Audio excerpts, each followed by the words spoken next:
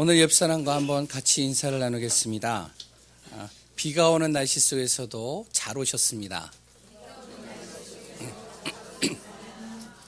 오늘 갑절의 은혜, 갑절의 감사의 축복 누리시기 바랍니다.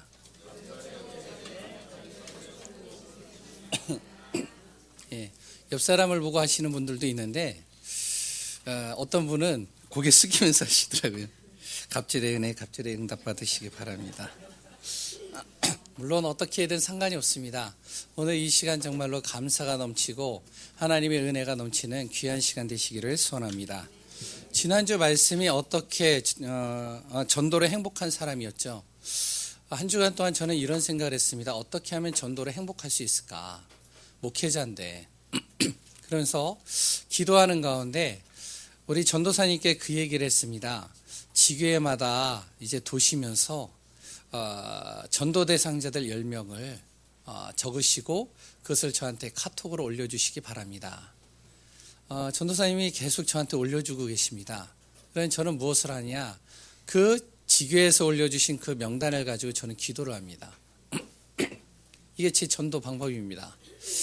한 주간 동안 또 그랬던 매주마다 내가 전도할 수 있는 것들을 찾아내는 것이죠.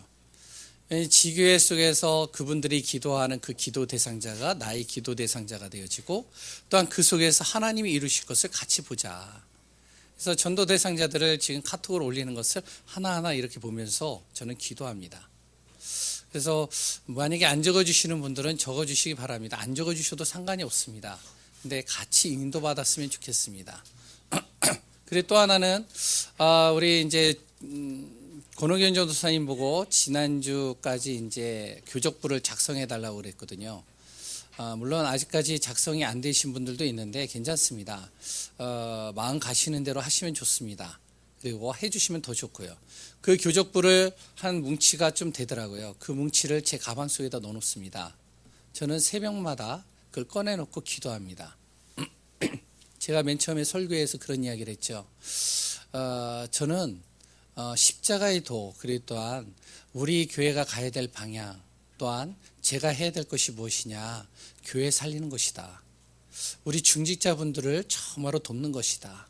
그리고 또한 우리 교회에 있는 렘넌트들 한 명도 빼놓지 않고 살리는 것이다. 내가 살릴 수는 없습니다. 그런데 저는 믿습니다. 내 안에 계신 하나님께서 반드시 이들을 붙드시고 인도하실 것이라고. 그 교적부에 이제 자녀들을 적어놨단 말이에요. 그 자녀들을 제가 다 보거든요. 보면서 기도하는데 이제 조금씩 이제 이게 매치가 돼요. 전 최전도사님 아드님이 말로는 몇 번 들었는데 누군지 잘 몰랐어요. 근데 교적부를 딱 보고 기도하는 가운데 이분이시구나. 그래 또한 이 권사님의 자녀가 이 친구구나. 이게 연결이 되더라고요. 그러면서 그 사람들을 하나하나 놓고 제가 기도합니다. 하나님, 저는 할 수 없습니다. 그런데 내 안에 계시는 하나님께서는 하실 수 있습니다. 이 영혼이 그냥 우리 교회에 온 것이 아니라고 저는 믿습니다. 반드시 이 영혼에도 복음이 필요하고 하나님께서 이 영혼을 통해서 미래를 살리기 위한 하나님의 계획이 있다고 저는 믿습니다. 하나님, 정말로 이 영혼을 하나님께서 인도해 달라고. 그러면서 하나하나 저는 전도로 어떻게 하면 행복할까를 찾아냅니다. 또 지난번에는 사랑의 교회 장인선 목사님께서 저한테 그런 이야기를 하시더라고요. 지난주죠. 무슨 이야기를 하냐면은 오길선 목사님께서 지금 삼육병원에 있는데 그 삼육병원이 안식일 재단이거든요. 분명히 그 계획이 있지 않겠냐. 그렇다면 그 삼육병원을 놓고 한번 캠프를 해봐라. 예전에도 제가 이제 마음을 먹었던 부분들이 있었거든요. 근데 이제 또 목사님께서 말씀해 주시고 하니까 좀 더 구체화되더라고요. 그럼 어떻게 하면 여기를 캠프를 할 수 있을까? 전도할 수 있을까? 좀 기도하면서 좀 분석을 해야겠다. 그래서 지금 분석을 하고 있습니다. 제 나름대로. 진짜 안식일 교회가 그냥 제가 대충 하는 게 아니라 어떤 것이 어떻게 다른가. 그리고 또한 이곳에는 지금 무엇을 강조하고 있는가. 그리고 또한 여기에서는 무엇을 구원이라고 얘기를 하는가. 이런 부분들을 좀 정리하고 있습니다. 그래서 기도하고 있습니다. 그리고 또한 그 속에 있는 영혼들을 놓고 또 기도합니다. 우리 목사님이 지금 6인실로 또 옮겼거든요. 5인실인가요? 거기에 있는 또 이제 분들, 그분들을 이렇게 유심히 보면서 기도합니다. 그래서 기도하고 분석하고 또한 기회가 되면 우리 성도님들과 같이 또한 그 병원에서 또 캠프를 해야겠다. 병원은 또 주의할 것이 무엇이냐면 막 들어가서 막 전도지 뿌리면은 단순간에는 괜찮습니다. 저도 병원 전도를 해보니까요. 근데 지속을 하려면 그렇게 하면 안 되거든요. 물론 이게 내 생각일 수도 있습니다. 내가 했던 방법일 수도 있습니다. 그래서 제 나름대로 기도하면서 가장 하나님께서 여기에 맞는 하나님께서 전도의 길을 열어달라고. 그러니까 한 주간 제가 행복해지더라고요. 영접을 했다 안 했다가 중요한 게 아니라 그렇게만 생각을 하는데도요, 목회자가요, 너무 행복해지는 거예요. 기도할 수 있는 대상자가 있다는 거. 또한 내가 갈 수 있는 현장이 있다는 거. 또 그 속에서 내가 복음을 전할 수 있다는 거. 행복하더라고요. 이거는 이제 저만의 방법입니다. 저번에도 말씀드렸지만 전도는 방법이 아닙니다. 내 안에서 하나님께서 하시고자 하는 그 계획을 마음 담고 중심 담고 하시는데 하나님이 연결해 가시고요. 거기에서 방법과 전략을 하나님께서 가르치시고 인도해 가시는 것이죠. 그래서 저는 그렇게 전도로 행복한 한 주간을 또 보냈고 또 그렇게 인도받고 있습니다. 우리 한 분 한 분들이 말씀을 그냥 듣지 않으시고 은혜로만 그치지 마시고 그 말씀을 내 삶 속에다 적용시켜 보세요. 그러면요, 한 주간이 말씀 통해서 나를 어떻게 움직이시는지를 또 확인하고 그것이요, 말씀을 통해서 답을 얻게 되고 인도받게 되고 행복하고 그 안에서 하나님의 모든 것을 얻고 누릴 수 있는 것들을 발견하게 되어질 것이라고 저는 믿습니다. 이번 주에 또한 우리가 같이 말씀을 나눌 내용은 감사의 비밀을 누리는 삶입니다. 오늘은 맥주 감사절이죠. 그래서 오늘 하루의 모든 시간뿐만 아니라 우리 안에서 감사의 비밀이 누려지는 삶이 되시기를 또 소원합니다. 어느 목사님이요, 전철을 탔어요. 원래 버스를 탔는데 제가 좀 바꿨습니다. 전철을 탔어요. 근데 그런 분들이 많이 있거든요. 저도 그랬고요. 근데 그 전철에 뚱뚱하게 생긴 아주머니가 5명의 아이를 데리고 탄 겁니다. 그래서 그 5명의 아이들이 억지를 부려요, 엄마한테. 그리고 떼를 써요. 고래고래 고함을 지릅니다. 그래서 전철 안을 이리저리 막 뛰어다녀요. 그래서 막 산만하게 만드는 거예요. 전철 안에 피곤하잖아요. 그러니까 이 목회자도 이제 좀 피곤해서 좀 쉬고 있고 싶은데 막 뛰어다니죠. 고래고래 소리 지르죠. 그랬더니 억지 부리죠. 떼 쓰죠. 그러니까 짜증이 좀 나는 겁니다, 목사님이. 거기다 또 아주머니가 욕하고 때리고 소리 지른 거야. 막 조용히 하라고, 돌아다니지 말라고. 이제 기분이 이제 막 안 좋아지는 거예요. 너무 이제 화가 나는 거예요. 근데 목회자니까 또 화는 낼 수 없고. 근데 이 목사님이요, 막 그러고 있는데 갑자기 펀트 말씀이 하나 딱 떠오르는 겁니다. 무슨 말씀이냐? 뭘까요? 범사에 감사하라. 그런데 이제 감사하라는데 감사가 안 되는 거예요. 이 목사님이 잠깐 눈 뜨고 기도를 한 겁니다. 기도하면서 무슨 기도를 했냐? 이런 감사의 기도를 했습니다. 하나님, 저 여자가 내 아내가 되지 않은 것에 감사합니다. 우리는 날마다 감사가 되고 있습니까? 그렇다면 무엇에 대한 감사가 있습니까? 오늘 우리가 감사가 회복되어지는 시간 되셨으면 좋겠습니다. 감사에도 수준이 있다라고 그래요. 3가지의 수준이 있대요. 그 첫 번째 감사가 뭐냐? 나에게 주어진 것에 대한 감사입니다. 하지만 이것도 안 되는 사람이 너무 많아요. 나에게 주어진 게 너무 많은데 감사가 안 돼요. 나에게 손이 있어서 감사, 하나님께서 나에게 눈을 주심을 감사, 나에게 이런 자녀 주심을 감사, 내가 이분하고 결혼해서 가정생활을 이룬 것에 감사, 또한 나에게 그래도 살 만큼 물질을 주셔서 감사, 하루 3끼 먹을 수 있음에 감사, 걸어 다닐 수 있는 다리에 감사, 있는 것에 대한 감사, 그것도 쉽지가 않더라고요. 왜? 감사가 잘 안 되잖아요. 근데요, 2번째 요거보다 좀 업그레이드 되어진 수준 높은 감사가 있습니다. 그 감사가 뭔지 아십니까? 앞으로 주실 것에 감사해요. 지금 당장은 없어요. 근데 앞으로 나에게 주어질 것을 생각하니 감사하는 겁니다. 이 감사는 더욱 안 되겠죠. 왜냐? 당장 눈에 보이는 것만 봐도 감사가 안 되는데 앞으로 주실 것을 기대하면서 감사한다? 그거는 쉽지가 않은 겁니다. 근데 이거보다 또 수준 높은 감사가 있어요. 세 번째, 이건 좀 차원이 높습니다. 나에게 응답이 주어지지 않는데 감사한 거예요. 나에게 지금 응답이 없어요. 앞으로도 응답이 없어요. 그런데 감사하다는 겁니다. 이건 쉽지가 않죠. 이런 사람들이 있습니다. 그 사람이 누구냐? 순교자들입니다. 초대교회도 있었고요. 우리나라에도 있었습니다. 주기철 목사님 같은 분들. 정말로 일제치하 때 그 신사 앞에 절을 하지 않는다는 그 이유만으로 감옥에 갇히고 모진 고문을 당하죠. 이제 죽을 날짜를 기다립니다. 그 주기철 목사님이 무엇이 되냐면 감사가 돼요. 하나님, 저에게 이것을 이길 수 있도록 힘 주시옵소서. 하나님, 그래도 내가 하나님이 나와 함께 하시는 그 축복을 누릴 수 있다는 게 감사합니다. 쉽겠습니까? 저는 안 되겠어요. 실질적으로요. 자기 자녀가 앞에서 고문을 당하는데 그걸 보면서도 감사하대요. 되겠습니까? 저는 안 되겠어요. 그렇다고 순교하라는 얘기가 아닙니다. 이런 감사도 있다는 거예요. 이런 감사가 우리 안에서 되어진다면 얼마나 좋겠습니까? 감사만 넘쳐도요, 많은 것들이 달라져요. 삼육병원에 가보니까 웃음 치료실이 있더라고요. 그러니까 거기서 웃음으로 치료를 하는 거예요. 미국에도 웃음 병원이 있어요. 거의 80%의 불치병을 가지신 분들이 이 병원에 들어오면 대체적으로 거의 대부분이 그 치유되어져서 나간다라고 합니다. 그 병원에 사는 건 다른 게 없어요. 계속 웃기는 거예요. 잠자다가 일어나면 계속 웃겨요. 복도에다가 쇼프로 틀어놓고 웃겨요. 웃음 강사가 가지고 계속 웃기는 겁니다. 하하하하 호호호호 히히히히 계속 웃기는 거예요. 안 웃네요 여기는. 그냥 웃기는 거예요. 그냥 생각 없이 웃는 거예요. 근데 계속 24시간 생각 없이 웃는데 자기가 병에 무슨 병에 걸렸는지도 몰라요. 한 달, 두 달을 하는데 어느새 자기 병이 치유돼 버린 겁니다. 우울증이 떠나갔어요. 정신병이 떠나갔어요. 문제가 떠나갔어요.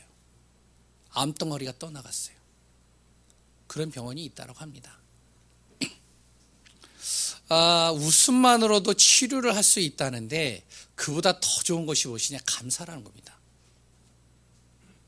웃음은 겉으로 웃는데 이 감사는요, 속에서 나오는 것이죠.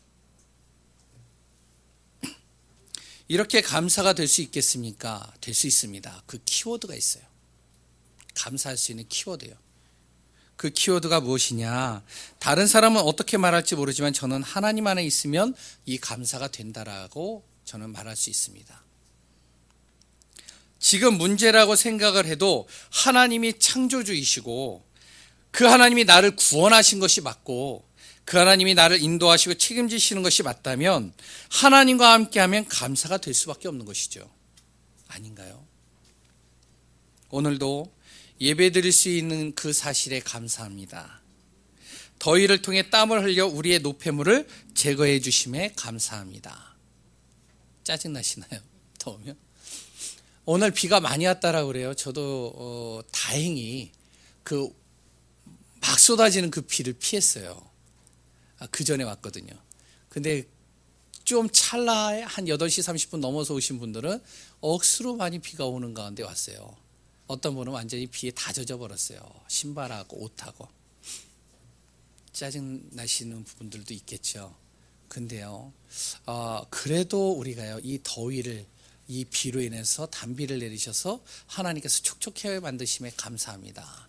이런 비 오는 가운데서도 나를 이 교회에 와서 예배 드릴 수 있고 하나님의 은혜를 받을 수 있도록 마음과 시간을 주심에 감사합니다. 감사할 것이 너무 많죠. 나에게 이런 자녀 주심에 감사합니다. 그 자녀가 조금 모자랄 수도 있습니다. 근데 그 자녀를 감사합니다. 문제를 통해 답을 찾아갈 수 있게 하심을 감사합니다. 이런 아내 주심에 감사합니다. 나 같은 모자란 자가 예수가 그리스도라는 사실을 알고 구원받았다는 사실에 감사합니다. 저는요 너무 감사하더라고요. 저같이 모자란데 저는 앞에 설 수 있는 자격이 없어요. 말도 잘 못해요. 어휘력이 뛰어나지 못해요. 그런데 저를 목회자로 세우시고 또한 하나님께서 강단을 통해서 저를 통해서 한 영혼들을 복음 통해서 살려가시는 그것을 보면 감사가 절로 돼요. 이런 감사할 것이 너무나도 넘치죠. 오늘 이 시간 정말로 우리의 감사의 비밀을 누리는 삶이 되는 귀한 성도님들 되시면 좋겠습니다. 그런데 지금의 시대는요, 감사를 잃어버린 시대가 됐어요. 감사가 안 돼요. 하고 싶은데 안 돼요. 왜 그러냐? 하나님 안에 거하지 못해서 그래요. 그러다 보니까요, 생각과 마음이 병들어 버렸어요. 그러하니까요, 무엇을 주어도 감사가 안 되는 겁니다. 왜? 비교하게 되고요. 나에게 좀 이것이 주어지면 감사한 것 같은데 또 다른 것을 요구하게 되고요.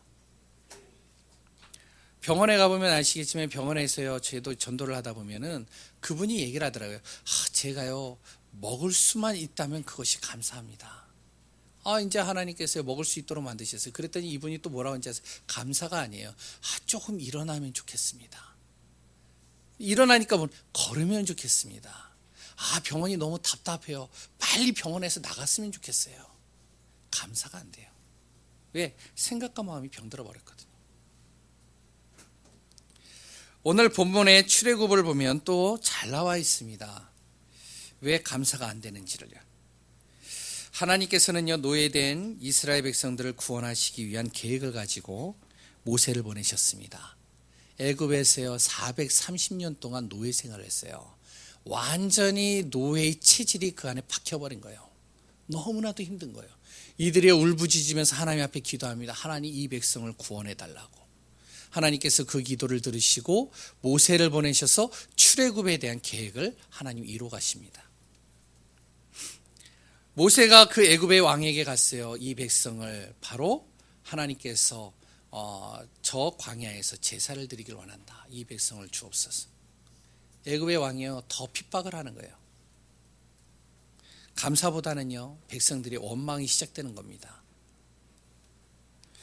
결국 하나님은 10가지 재앙을 통해서 출애굽을 하셨어요. 이스라엘 백성들을 그 안에서 건져내셨단 말이에요. 이들의 기쁨도 잠시 잠깐입니다. 가면서 기쁜데 중요한 건 뭐냐? 잠깐이죠. 또 원망이 시작돼요. 애굽의 군사들이 자기들을 죽이려고 쫓아와요. 앞에는 홍해가 놓여 있어요. 원망이 그때서부터 또 쏟아지기 시작하는 겁니다. 하나님이 함께 하시는데도 그 자리에 함께 하나님이 있었거든요. 근데 원망이 돼요. 하나님이 홍해를 가르셨어요. 애굽의 군대를 홍해 물로 인해서 다 수장시켰습니다. 그러고선 광야 속으로 들어갔어요. 감사할까요? 아니요. 또 원망 시작됩니다. 물이 없어서 원망이에요. 좀 지나니까요, 먹을 것이 없어서 원망이에요.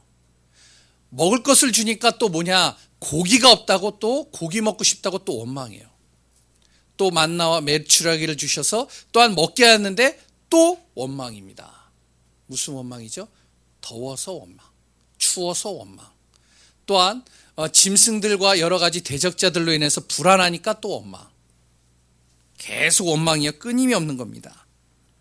가나안 땅에 이르렀어요. 가나안 땅에 들어가려고 정탐꾼을 보냈는데 정탐꾼의 보고들을 들어보니까 무슨 보고를 하냐? 거기는 거인들이 삽니다. 또 원망이 시작됐어요. 원망이 끊임없는 겁니다.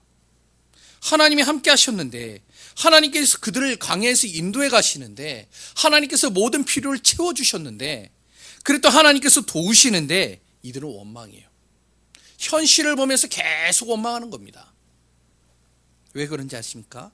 성경에는 정확하게 나와 있습니다. 창세기 3장, 6장, 11장에 하나님이 하나님을 떠난 인간의 모습을 정확하게 기록하고 있어요. 하나님 안에 있어야 될 사람이 하나님을 떠난 거예요. 그 순간 무엇이 오냐? 감사는 온데간데 없어지는 겁니다. 구원받지 못한 사람을 하나님 떠났다라고 그러죠. 이런 사람들은요, 감사가 잘 안 돼요. 될 수도 있겠죠. 잠깐의 육신적인 거는요. 근데 진정한 감사는요, 쉽게 안 됩니다.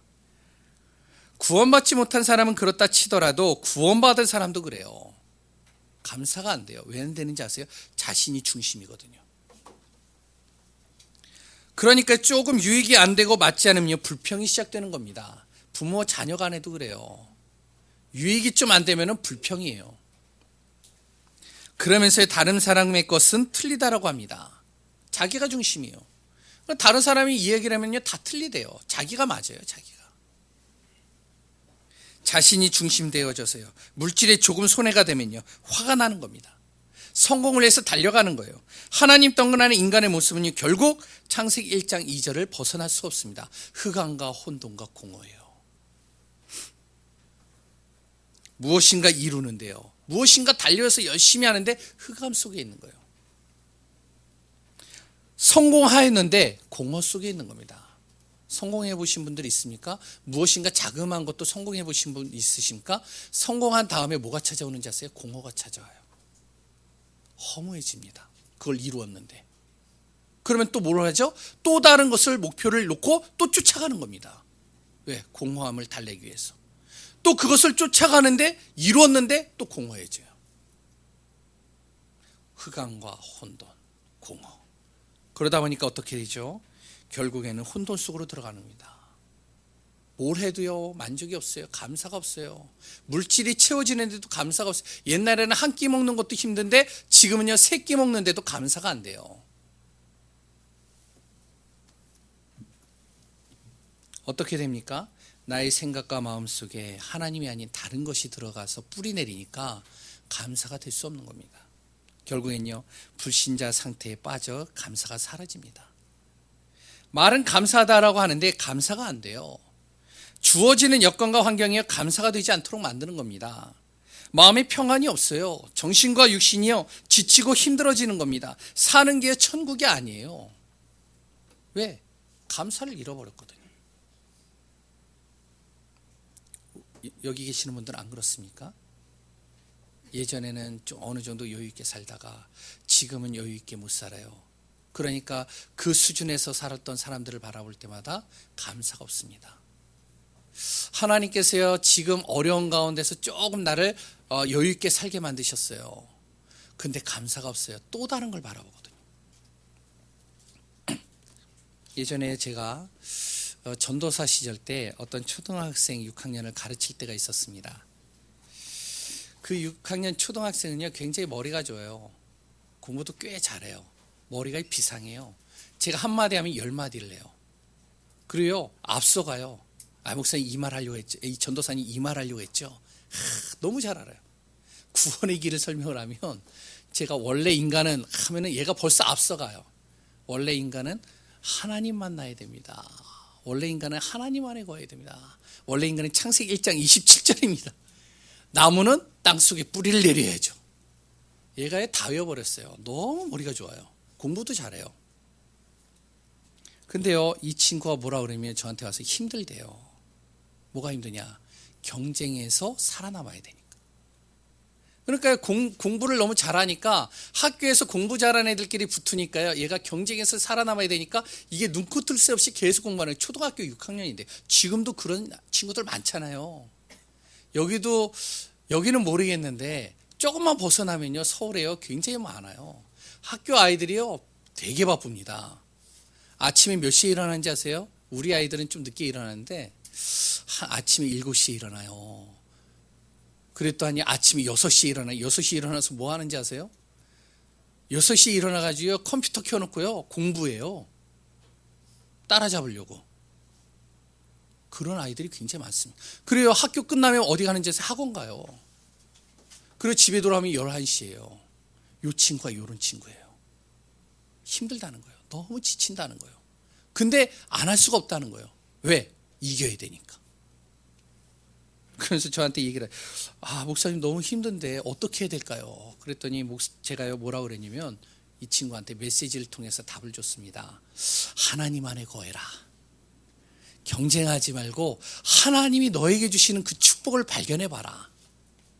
그러면 너의 그 힘든 것이 어느 날 여유가 생길 것이고 감사가 시작될 것이다.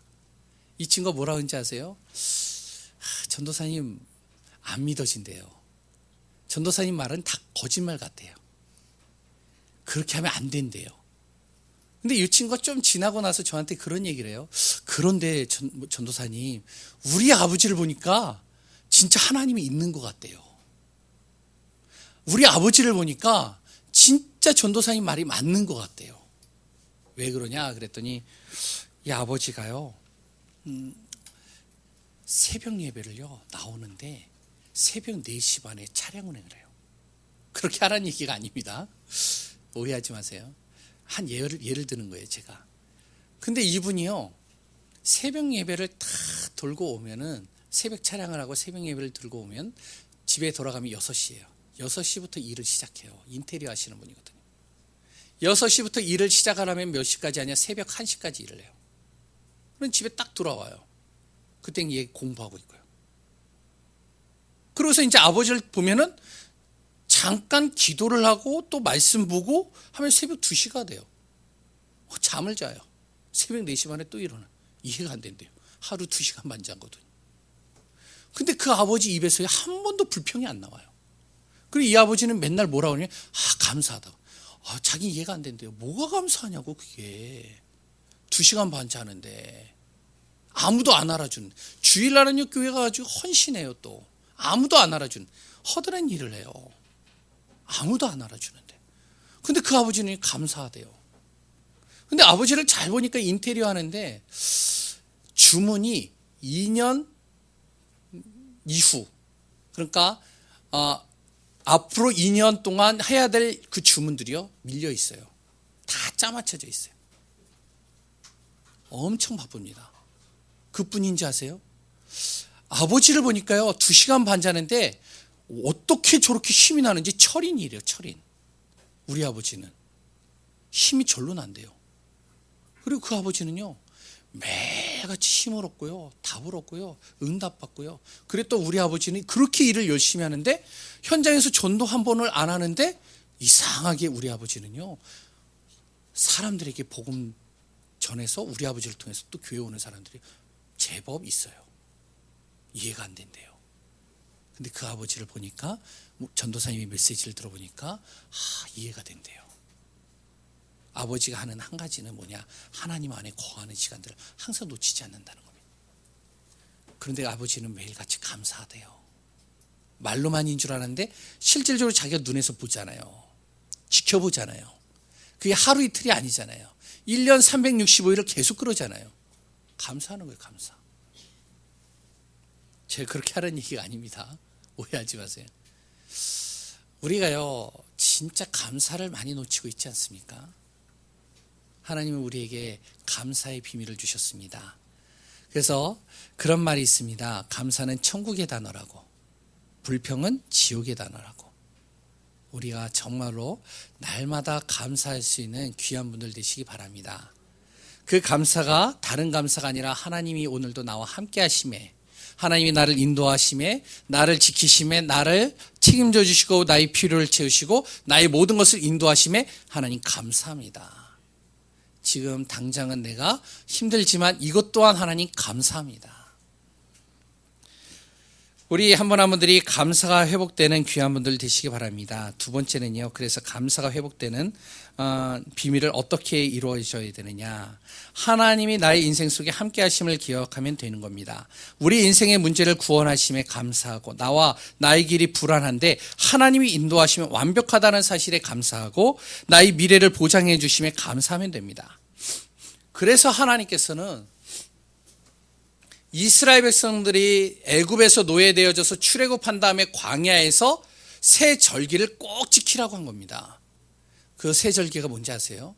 바로 유월절과 바로 맥추절과 그리고 또한 수장절입니다. 여기는 무교절이라고 나오죠. 무교절이라는 것은 무교병을 가지고 그 먹는 그 시간을 얘기를 해요. 그래서 그 무교절 절기를 지나고 바로 이제 출애굽하는 그 시간, 그 문지방에 피를 바르는 그 순간 하나님께서 죽음을 넘어가시고 그들을 애굽에서 구원하는 그 시간, 그걸 유월절이라고 합니다. 이걸 항상 기억해라. 그래서 이것을 놓치지 마라. 이것을 항상 감사해라. 그 새 절기를 항상 기억하라고 이들에게 메시지를 주시는 겁니다.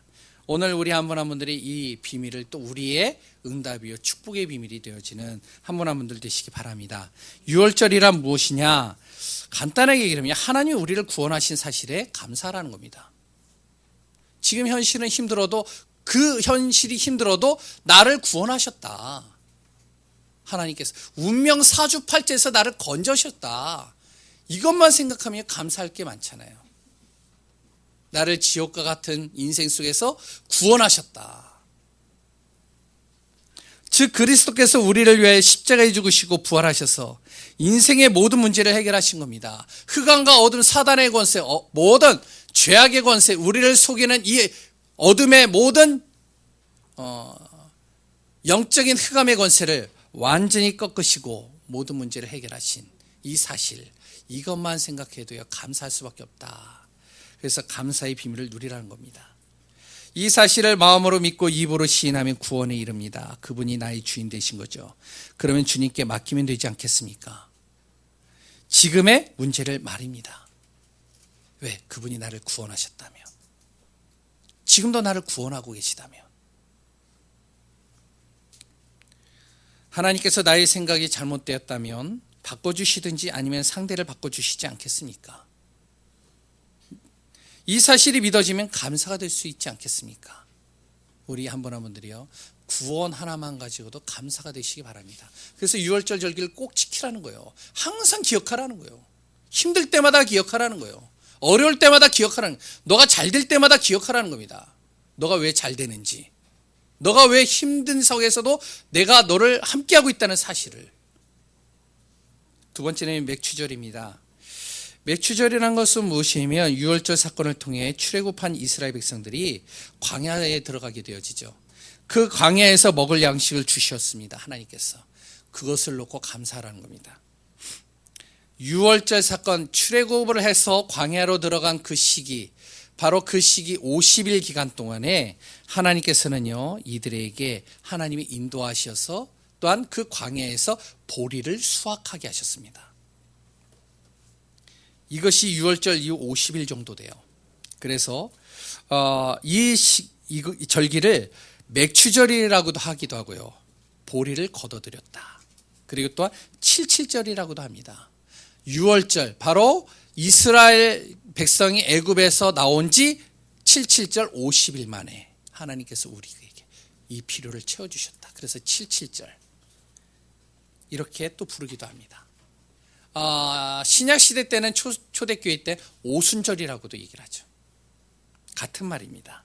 하나님께서 광야에서 우리를 인도하시고 필요를 채우시고 도우셨듯이 또한 나의 인생이 구원받은 하나님의 자녀가 맞다면 광야의 길을 걸어가고 사망의 음침한 골짜기를 간다 할지라도 하나님은 나를 인도해 가고 계시다. 이 사실을 꼭 기억하고 감사해라. 이 감사를 잊지 마시기 바랍니다. 세 번째 수장절이죠. 즉 추수감사절이라고도 합니다. 한 해의 수확의 시기를 통해 먹을 양식을 주시고 끝까지 책임져 주시고 우리를 인도해 가시고 지켜주심에 감사하라는 겁니다. 고아와 같이 버려두지 않는다는 거예요. 하나님께서요.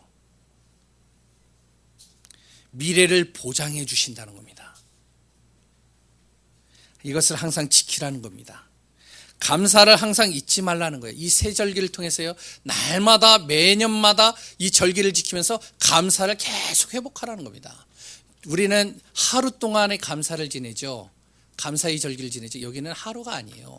일주일, 적게는요 14일 이렇게 계속 그거를 생각합니다. 우리 하나님의 자녀에게 가장 중요한 절기가 무엇이겠습니까?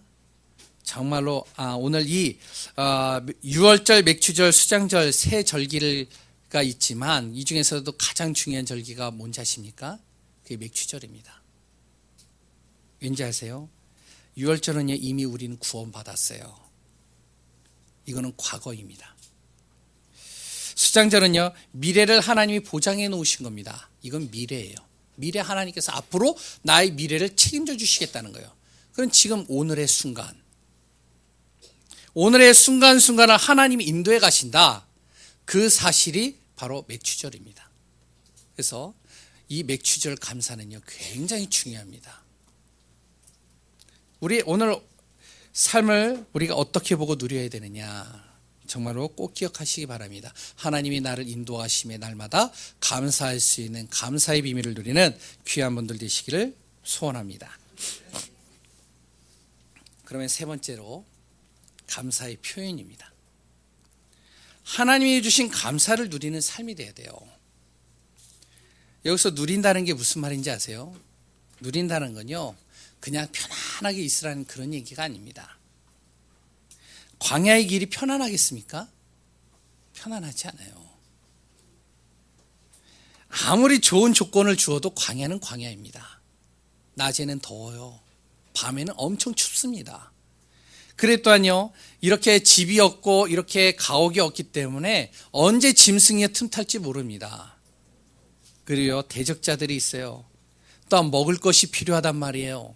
그래 또한 자녀의 교육도 필요해요. 그렇잖아요. 광야에서 자녀를 제대로 교육할 수 있겠어요? 못하잖아요. 그러나 여러 가지들이 다 정말로 내 안에서 힘든 상황들을 만들어 놓는 것이 광야입니다. 여기서 내가 누릴 수 있겠습니까? 누리는 게 쉽지가 않아요. 근데요, 이 누린다는 말은 내 마음에 평안을 주신다는 거예요. 환경은 그런다 할지라도 내 안에 평안이 함께 하신다는 겁니다. 문제가 아니라는 거예요. 지금 당장 문제가 문제로 보이지 않는다는 겁니다.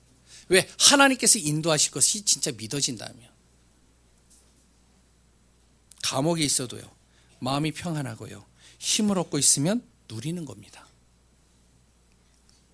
나의 모든 사건과 문제와 중요한 일들 속에서 말이라는 것이죠. 그러면 지금의 환경이 감사로 바뀔 수밖에 없습니다. 책을 보면은 철로역정이라는 책이 있어요. 그 철로역정을 쓴 사람이 존 버년입니다. 이 존 버년은요, 예수가 그리스도 이 복음 하나 때문에 40년 이상을 감옥에서 생활했습니다. 근데 그 감옥 생활이 우리 지금 교도소의 그 감옥과는 다릅니다. 제가 교도소에서 있었거든요. 한 2년을. 오해하지 마세요. 죄 지어서 간 거 아니에요. 지금 또 얘기하면 길어지니까 일단 교도소의 그 구조를 제가 알아요. 어느 정도. 그렇게 참 잘 돼 있는 구조가 아니에요. 여기는 완전히 지하 동굴이에요. 빛도 안 들어와요. 그리고 음침해요. 그래 또한 굉장히 그러니까 습해요. 그러니까 쥐들이 많겠죠. 여러 가지 벌레도 많겠죠. 거기에 뭐 침대가 있겠습니까? 아무것도 없어요. 거기서 40년 이상을 지낸 거예요. 그런데 이 존 버년은요, 그 상황 속에서 평안함을 유지했어요. 누렸다는 거예요.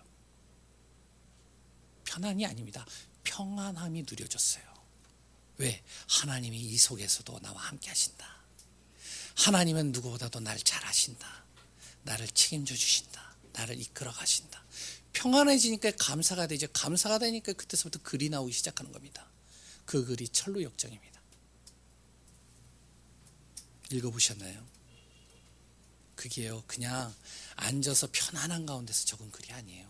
시편 23편 혹시 아시나요? 시편 23편을 기록한 사람이 다윗이라고 그러죠. 다윗이 왕궁에서 아니면 집에서 그리고 또한 양을 치면서 편안한 가운데 좋은 소리를 듣고 그리고 또한 좋은 공기를 마시고 그리고 또한 편안한 자리에서 그러면서 글을 쓴 게 아닙니다. 이 시편 23편은요, 쫓기는 인생을 걸어가면서 죽음의 위기가 놓여있는 그 시기에 적은 것이 이 시편 23편이에요. 죽음의 순간순간을 넘어서면서 오늘도 어떻게 하면 정말 이 죽음을 넘어갈까? 왜? 항상 불안한 가운데서도 그 가운데서 이 다윗이요, 이 구절을 썼습니다. 여호와는 나의 목자시니 내게 부족함이 없으리로다. 되겠습니까? 안 되죠. 사망의 음침한 골짜기로 다닐지라도 해를 두려워하지 않을 것은 주께서 나와 함께 하심이라. 지나고 난 다음에 쓴 게 아니라니까요. 그 과정 속에서 썼어요. 왜? 바로 하나님이 주신 감사가 날마다 누려지니까요. 우리 한 분 한 분들이요, 정말로 하나님이 주시는 이 감사 속에서 평안이 내 안에 찾아오시길 바랍니다. 지금 당장에 어려움이 있습니까? 괜찮습니다. 하나님이 나와 함께 하십니다. 하나님이 나를 인도하십니다. 그거 하나님이 책임져 주십니다. 하나님께서 누구보다도 잘 알고 계십니다. 그 하나님이 내 편이 되십니다. 그 하나님이 나를 지켜주십니다. 그 하나님이 나를 이끌어 가십니다. 문제될 게 없겠죠. 저는요, 진짜 하나님을 믿어요. 어느 순간 문제가 오거나 내가 도저히 해결할 수 없는 일들이 닥쳐올 때가 있어요. 저도 그래요. 오해가 되어져 가지고요, 지금 당장 내 이 목회에 있어서 여러 가지 위기가 올 때가 간간히 있었습니다. 그때마다 저는 기도합니다. 이 속에서도 하나님 나에게 감사의 비밀을 누리게 해달라. 내 힘으로는 해결할 수 없습니다. 하나님이 나와 함께 하시는 것을 저는 믿습니다. 나의 방법과 나의 지식과 나의 경험으로는 도저히 이거 못 해결합니다. 그런데 하나님은 하실 수 있습니다. 그 하나님이 나와 함께 하십니다. 그러니까요, 뭐가 되는지 아세요? 감사가 돼요. 그렇게 평안해지더라고요. 오늘 우리 한 분 한 분들이 감사의 표현이 되시기 바랍니다. 날마다 내 입에서 이 감사의 표현이 하나님 안에서 감사의 표현이 되어지시기를 소원합니다. 두 번째는요, 감사를 전하는 삶을 사는 귀한 분들이 되어지시기 바랍니다. 이게 감사의 표현이에요. 내가 감사한 이 부분들이 또 전달되어져야 돼요. 감사가 누려지면 어떻게 되냐? 전달이 되겠죠. 아까도 얘기했잖아요. 그 지사님의 아들, 이 감사가 그 아들에게 전달된 거예요. 그 아들이 어떻게 됐는지 아세요? 초등학교 6학년 때 자기 열심으로 경쟁을 하면서 뭔가를 했는데 이기려고 성공하려고 나름대로 거기서 그 아이들을 제치려고 했는데 그 아이가요, 이제 생각을 바꿔버린 거예요. 학교 공부가 어떻게 됐는지 아세요? 성적은 떨어졌어요. 그런데요, 그렇다고 우리 랩런트들 보고 공부하지 말라는 얘기가 아닙니다. 이 아이가요, 이제 힘들다, 진짜 불안하다, 이 마음이 사라져버렸어요. 여유가 생겼어요. 감사가 돼요. 어떻게 되는지 아세요? 그 아이가요, 성공을 위해서 달려가는 것이 아니라 하나님께서 자기에게 주신 달란트를 발견하고 그 안에서 하나하나 인도받으면서 응답받았습니다. 나중에 또 기회가 되면 또 이야기할 기회가 있을 것 같습니다. 우리 한 분 한 분들이요, 이 감사가 내 안에서 누려지면 전달이 됩니다. 누구에게 전달될까요? 가까이는 내 자녀에게 전달돼요. 가까이 내 남편에게 전달된다니까요. 내 아내에게 전달된다니까요. 그럼 어떻게 되는지 아세요? 내가 그 하나님이 믿어지지는 않는데 당신을 보니까 믿어지는 것 같아. 당신을 보니까 하나님이 있는 것 같아. 당신의 모습을 보니까 진짜 하나님이 살아있는 것 같아. 그러면 그 감사가 전달되겠죠. 그럼 그 사람에게 무엇이 들어가겠죠? 그 하나님이 진짜 살아있다면 그렇다면 나도 그 하나님을 좀 한번 누려봤으면 좋겠어. 지금 시대는요, 감사를 잃어버린 시대입니다. 보여지는 현실에 감사하는 시대입니다. 우리가요, 정말로 하나님이 주시는 이 감사가 다른 사람에게 전달되어지고 그 비밀을 통해서 정말로 하나님의 영광, 능력이 나타나는 귀한 분들 되시기를 소원합니다. 세 번째 또 우리 감사의 표현이 있습니다. 감사의 마음을 날마다 표현하시기 바랍니다. 누구에게? 하나님께요. 이런 말이 있습니다. 누가복음 12장 33절에 네 보물이 있는 곳에 네 마음이 있다라고 얘기를 합니다. 어떤 분들은 이 보물을 물질로 표현하는 분들도 있습니다. 물론 물질도 맞아요. 그래서 이런 말을 하거든요. 물질이 있는 곳에 마음이 있다. 그래서는 헌금하십시오. 이렇게 얘기를 하는 분들도 있습니다. 그게 틀린 말은 아닙니다. 왜? 물질이 있는 곳에 마음이 있잖아요. 여기서의 정확한 표현은 보물입니다. 이 보물은요, 물질만 얘기하는 게 아닙니다. 내 달란트, 작은 헌신, 이 모든 것들이요, 다 보물인 것입니다. 나에게 가장 가치 있는 것을 어떻게 했냐? 하나님 앞에 드리라는 겁니다. 우리의 계산으로는 이해가 안 되죠.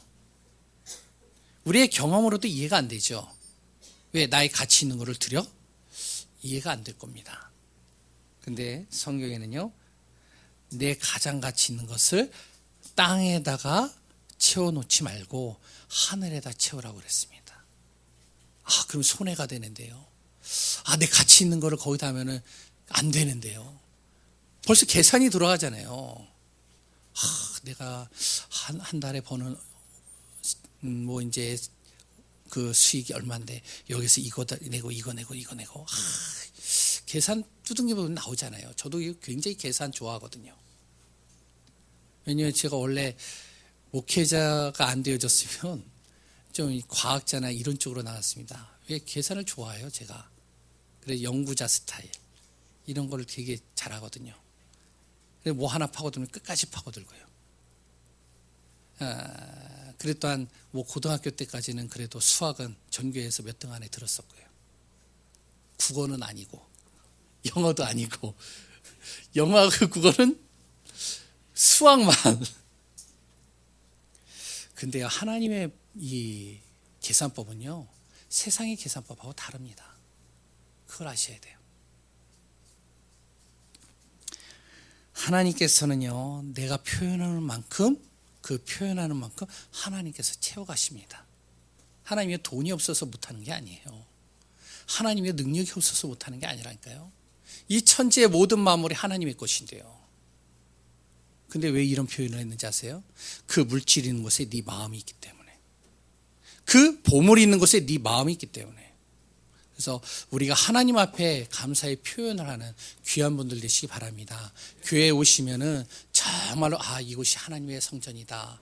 그렇다면 지나가다가 뭔가 이렇게 쓰레기나 물질이 보이면은 주워가지고 버리고, 그게 별거 아닌 것 같죠? 굉장히 큰 겁니다.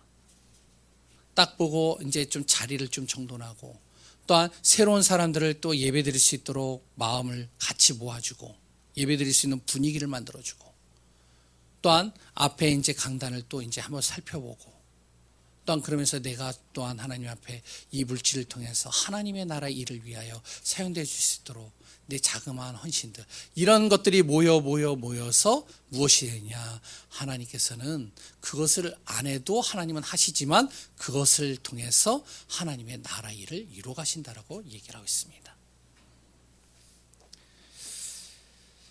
그리고 또한 기도로 감사히 표현하시기 바랍니다. 날마다 그리스도가 나의 인생의 모든 문제 해결자라는 사실이 믿어지고, 그렇다면 그 하나님이 구하고 찾으면 들으시고 응답하신다라고 분명히 말씀하는 게 믿어진다면 기도에 표현을 하시기 바랍니다. 하나님 앞에 나의 것을 가지고 하나님 앞에 감사를 표현하는 귀한 분들 되시기 바랍니다. 오늘 맥주 감사절입니다. 오늘 하루, 아니 매일마다 매시마다 감사가 되면 좋겠지만, 최소한 오늘만큼이라도, 이번 한 주간만이라도 내 안에서 감사가 차고 넘치는 귀한 분들 되시기를 소원합니다. 감사가 넘치는 예강교회 전성도가 되시기 바랍니다. 감사는 어떠한 흑암도 이길 수 없습니다. 사단이 가장 싫어하는 단어가 뭔지 아십니까? 감사입니다. 감사가 날마다 넘치시기를 소원합니다. 기도하겠습니다. 하나님 감사합니다. 오늘 하루의 모든 시간 우리 안에서 감사의 비밀이 누려지는 삶이 되게 하여 주옵소서. 나를 구원하심에 감사, 나를 인도하심에 감사, 나의 미래를 보장하시고 책임지시고 그와 같이 버려두지 않으심에 감사, 날마다 감사가 되게 하여 주옵소서. 오늘 모든 시간이 주님께서 주시는 그 말씀 속에서 쉼을 얻고 답을 얻고 감사하며 응답 누리는 귀한 분들 되어질 것을 소원하고 예수 그리스도의 이름으로 기도합니다. 아멘. 우리 찬송가 588장 찬양하겠습니다.